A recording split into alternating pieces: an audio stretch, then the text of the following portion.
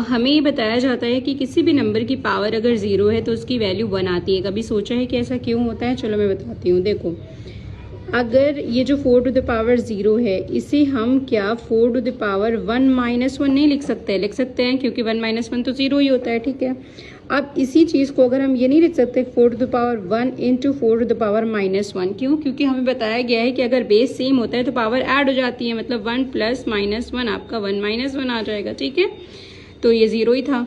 तो ये हमारा मल्टीप्लिकेशन के केस में बेस अगर सेम होती है तो पावर ऐड हो जाती है। अब ये बताओ, क्या हम इसको ऐसे नहीं लिख सकते 4 to the power 1 into 4 to the power minus 1 को, 4 टू द पावर माइनस 1 को क्या हम 1/4 नहीं लिख सकते हैं?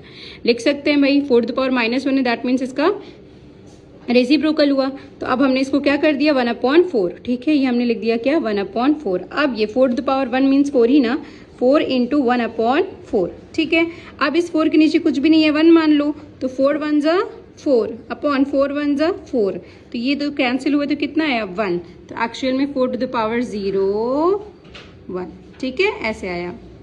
एक और चीज़ देखी होगी आपने, जैसे मान लो कि बताया जाता है कि अगर आपका कोई भी नंबर है और इस पर आपका जैसे मान लो 4/3 लिखा हुआ है, नीचे माइनस है। ठीक है, और कहते हैं कि इसको आप -4/3 लिख दो, कोई दिक्कत नहीं आती। तो ये माइनस नीचे से ऊपर चला गया तो इसमें कोई दिक्कत क्यों नहीं आई? देखो, 4/-3 था, आप दोनों ही ऊपर नीचे में -1 मल्टीप्लाई डिवाइड कर लो। तो अब सेम नंबर से अगर ऊपर नीचे हम डिवाइड मल्टीप्लाई करते हैं तो इससे कोई फर्क तो पड़ता नहीं है। तो हमारा क्या हो जाएगा, ये 4 इंटू -1 -4 हो जाएगा, और -3 इंटू -1 आपका कितना हो जाएगा 3 हो जाएगा। तो इस तरह से माइनस आपका अपने आप ऊपर चला जाता है। ठीक है, क्योंकि जब हम आंसर देते हैं अपने मैथ्स में तो नीचे अगर डिनोमिनेटर में माइनस होता है तो हम उस फेज में उस फॉर्म में आंसर अपना नहीं देते, तो हम माइनस अपना ऊपर कर देते हैं। तो ये उसकी वजह है कि क्यों ऊपर करते हैं।